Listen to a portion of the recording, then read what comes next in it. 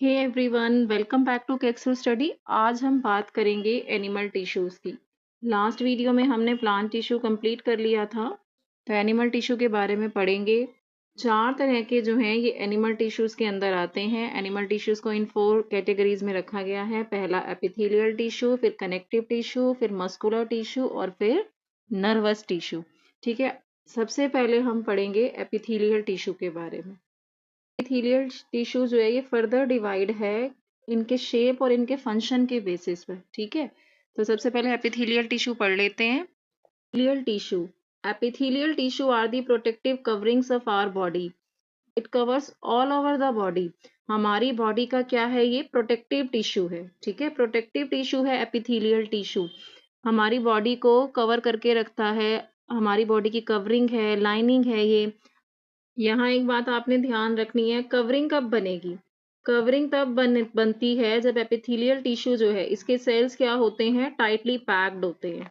ठीक है, इनकी सेल्स के बीच में कोई स्पेस नहीं होता, टाइटली पैक्ड होते हैं। टाइटली पैक्ड होंगे तभी ये प्रोटेक्शन का काम करेंगे, तभी प्रोटेक्शन मिलेगी। They cover the external surface, like skin को कवर करते हैं। Internal organs like the lining of the mouth, stomach and lungs. ठीक है, forms the lining of body surface both internal and external, and the cells in it are tightly packed, no intercellular space और very little तो आप काट ही दो, ना के बराबर होता है। कोई इंटरसेलुलर स्पेस इनके बीच में नहीं है, टाइटली पैक्ड होंगे तभी प्रोटेक्शन देंगे। This helps form a continuous protective layer बनाते हैं, ये एक कंटिन्यूस शीट बनाते हैं। ठीक है, just like tightly tiles on a floor, जैसे एक फ्लोर पे टाइल्स लगी होती हैं, उसी तरीके से एपिथेलियल टिश्यू जो है ऐसे एक कंटिन्यूस शीट बनाता है। Because of this close packing it prevents germs and dust from entering the body easily. इसका स्क्रीनशॉट ले लो, मैं फिर डायग्राम के थ्रू समझाती हूँ। ये ये एपिथेलियल टिश्यू का डायग्राम है। एक तरीके से देखो, जो इसकी सेल्स हैं क्लोजली पैक्ड दिख रही है ना यहाँ पर, ये एक बैरियर बना रही है। किसके लिए बना रही है? फॉरेन मटेरियल के लिए। कि आपको ये भी ध्यान रखना पड़ेगा, देखो ये एपिथेलियल टिश्यू की सेल्स हैं। ठीक है, ये टाइटली पैक्ड हैं और ये आपको यहाँ बेसमेंट मेम्ब्रेन दिखा रखी है। हमारे जो ऑर्गन होता है, ऑर्गन में अलग अलग टिश्यूज होते हैं। जैसे यहाँ ये एपिथेलियल सेल्स हैं, एपिथेलियल टिश्यू है, पीछे कोई और टिश्यू होगा, नीचे कोई और टिश्यू होगा। तो epithelial tissue is separated from other tissues by basement membrane. इस बेसमेंट मेम्ब्रेन से एपिथेलियल टिश्यू दूसरे टिश्यूज से सेपरेट होता है। ठीक है, अब एक और चीज कि एपिथेलियल टिश्यू की जो सेल मेम्ब्रेन है, एपिथेलियल टिश्यू की सेल मेम्ब्रेन कैसी है? परमिएबल है। कुछ भी शरीर में जाए या लेफ्ट करे तो इसको एक लेयर तो इसकी क्रॉस करनी ही पड़ेगी। ठीक है, फिर भी ये क्या है, हम कहेंगे कि ये एक बैरियर ही बनाता है। इजीली कोई भी चीज एंटर नहीं कर सकती। ये क्या करता है? एक बैरियर बनाता है, किसी भी फॉरेन मटेरियल को आसानी से एंटर नहीं करने देगा। ठीक है, यहाँ पर लेते हैं एपिथेलियल टिश्यू। एपिथेलियल टिश्यू के अंदर ब्लड वेसल्स नहीं होती, हाई रीजनरेटिव पावर होती है। क्या मतलब है इसका? वो प्रोसेस जिससे नए एपिथेलियल सेल्स बन जाते हैं और वो किसको रिप्लेस करते हैं? डैमेज्ड सेल्स को रिप्लेस करते हैं या लो सेल्स को रिप्लेस करते हैं। ठीक है, नेक्स्ट देखते हैं। They have a great capacity to divide and repair themselves quickly, that's why skin wounds heal fast. इनके अंदर बहुत ज़्यादा कैपेसिटी है डिवाइड करने की, रिपेयर करने की। जो हमारे चोट के जो घाव होते हैं हमारी स्किन पर, इसलिए वो जल्दी ठीक होते हैं, because of epithelial tissue. When you get a small cut, new epithelial cells grow rapidly to cover it.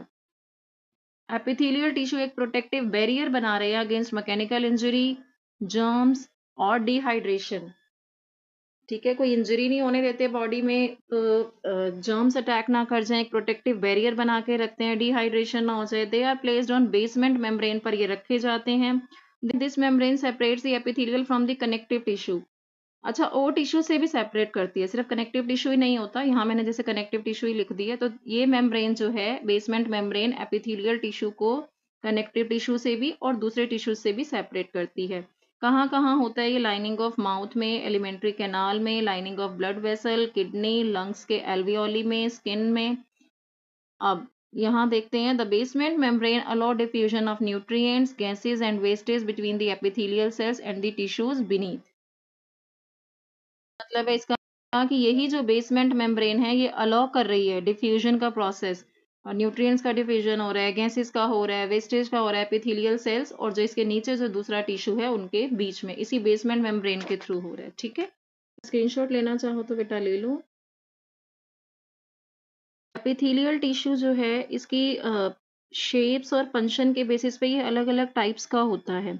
जैसे इसमें कुछ आएंगे फ्लैट सेल्स। ठीक है, जो फ्लैट सेल्स है वो काम करते हैं गैस एक्सचेंज का। जो एपिथेलियल टिश्यू है इसमें शेप और फंक्शन के हिसाब से अलग अलग है। जो फ्लैट सेल्स हैं वो किसका काम करेंगे, गैसियस एक्सचेंज का।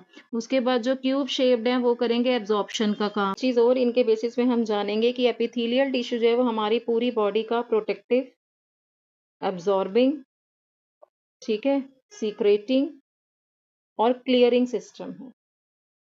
क्लियर, क्या है, प्रोटेक्टिंग, एब्जॉर्बिंग, सीक्रेटिंग और क्लियरिंग सिस्टम।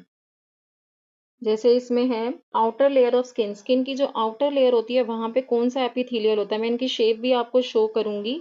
अभी सिंपल सुन लो, जो आउटर लेयर ऑफ स्किन है उसमें स्ट्रेटिफाइड स्क्वेमस एपिथेलियम है। ये क्या करेगा, हमारी बॉडी को प्रोटेक्ट करेगा, कोई इन्फेक्शन ना हो जाए, कोई मैकेनिकल इंजरी ना हो जाए। ठीक है, ये हमारी बॉडी की पहली क्या है, प्रोटेक्टिव शील्ड है। उसके बाद है लंग्स और ब्लड वेसल्स में क्या होता है, सिंपल स्क्वेमस।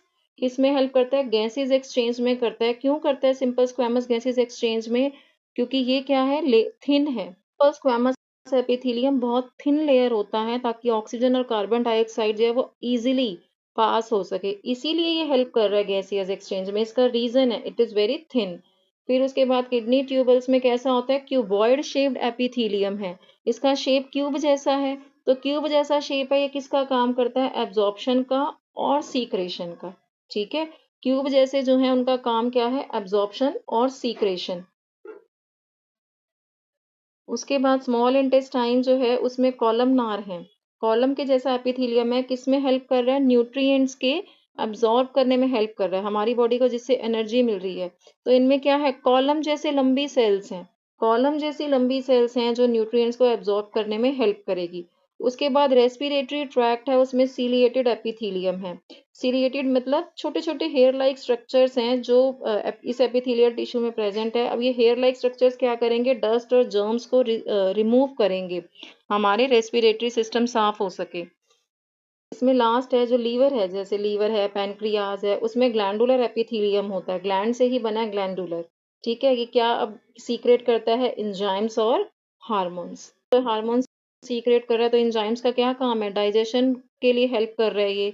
ठीक है, बॉडी फंक्शंस के लिए हेल्प कर रहा है। देखो ये डायग्राम देखो, स्क्वैमस एपिथेलियम किसमें है, ये ब्लड वेसल्स की लाइनिंग में और एल्वियोली इन लंग्स। एल्वियोली क्या होते हैं, एयर सैक्स होते हैं। ठीक है, और इन्हीं एल्वियोली के थ्रू क्या होता है, गैस एक्सचेंज, गैसियस एक्सचेंज होता है। तो कहाँ है ये squamous epithelium, lining of blood vessels, alveoli, alveoli in lungs. तो है यहाँ पर ये, क्योंकि ये क्या है, थिन लेयर है। थिन लेयर है जिससे इजीली गैसियस एक्सचेंज हो जाता है, इसीलिए यहाँ ये प्रेजेंट है। उसके बाद ये क्यूबॉइडल एपिथेलियल टिश्यू जो किडनी ट्यूबल्स में प्रेजेंट है, कैसे एब्जॉर्प्शन और सीक्रेशन का काम करता है। एब्जॉर्प्शन का कैसे करेगा, कई सब्सटेंसेस जैसे ग्लूकोज है, सॉल्ट है, वाटर है, इसको वापस से ब्लड में एब्जॉर्ब करने का काम करेगा। और फिर उसके बाद जो ग्लैंड्स है उसमें एंजाइम्स या हार्मोन्स का सीक्रेशन करता है ये क्यूबॉइडल एपिथेलियल। ठीक है, उसके बाद है इसमें कॉलमनार एपिथेलियम। अब कैसे याद रखा कि इंटेस्टाइन में प्रेजेंट है, इंटेस्टाइन क्या करती है, एब्जॉर्प्शन का काम करती है, फूड एब्जॉर्ब करने का काम करती है। ठीक है, स्मॉल इंटेस्टाइन तो न्यूट्रिएंट्स को एब्जॉर्ब करने में हेल्प करेगी, जिससे हमारी बॉडी को एनर्जी मिलेगी। तो लाइनिंग ऑफ इंटेस्टाइन में क्या है, कॉलमनार एपिथेलियम। उसके बाद है उसके बाद है सीलिएटेड एपिथेलियम, रेस्पिरेटरी ट्रैक्ट की लाइनिंग में है, पैनक्रियाज में है। अब रेस्पिरेटरी ट्रैक्ट की लाइनिंग में जो है उसमें टाइनी हेयर लाइक स्ट्रक्चर्स हैं, जर्म्स को बाहर निकालने का काम करता है। ठीक है, अब पैनक्रियाज में क्या करता है सीलिएटेड एपिथेलियल, पैनक्रियाज में इसका इंपॉर्टेंट काम होता है डाइजेस्टिव जूसेस को सीक्रेट करना, हार्मोन को सीक्रेट करना। जो सीलिएटेड एपिथेलियल पैनक्रियाज में प्रेजेंट है वहाँ ये डाइजेस्टिव जूसेस को भी सीक्रेट करेगा। ठीक है, तो सीक्रेशन का काम भी हो गया सीलिएटेड एपिथेलियल का, और हार्मोन को भी सीक्रेट करेगा। उसके बाद है ग्लैंडुलर एपिथेलियम, ये कहाँ है, for lining of glands like liver and pancreas.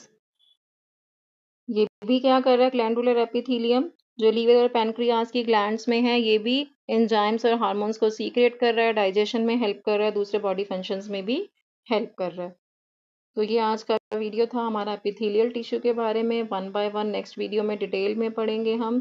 ठीक है, स्क्वैमस और ये क्यूबॉइडल इन सब के बारे में।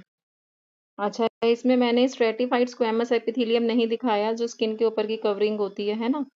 चलो कोई बात नहीं, अब जब आगे डिटेल में कराऊंगी तो वन बाय वन हम इनके बारे में पढ़ेंगे। अगर वीडियो अच्छा लगा तो बेटे चैनल को लाइक एंड सब्सक्राइब ज़रूर करें। मिलते हैं नेक्स्ट वीडियो में।